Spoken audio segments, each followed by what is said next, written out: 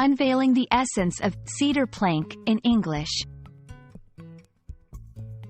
Hello everyone. Today, we're going to explore the phrase, cedar plank. This might seem like a simple term, but it's packed with interesting meanings and uses. Whether you're a language enthusiast or just curious, join me in uncovering the layers behind this phrase. Firstly, let's dive into the word cedar. Cedar is a type of tree known for its strong, fragrant wood. This wood is used in various applications, from building materials to aromatic oils. Understanding the characteristics of cedar is crucial as it sets the foundation for our next section. Now, let's focus on the word plank. A plank is a long, flat piece of timber, thicker than a board. It's commonly used in construction and carpentry. The term plank can also metaphorically imply a fundamental principle or policy in a political context.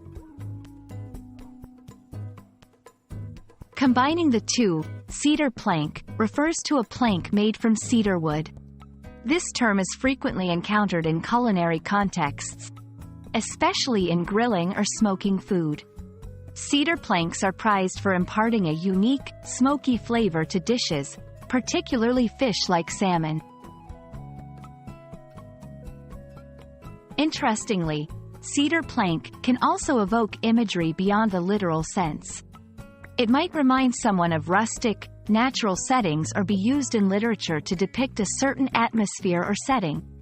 Recognizing these connotations enhances our appreciation of the phrase in different contexts. I hope this exploration of cedar plank has been insightful. It's a phrase that marries simplicity with depth, offering both literal and figurative richness. Whether you're using it in a culinary discussion or as a literary device, cedar plank is a delightful slice of the English language. Thanks for watching, and happy learning!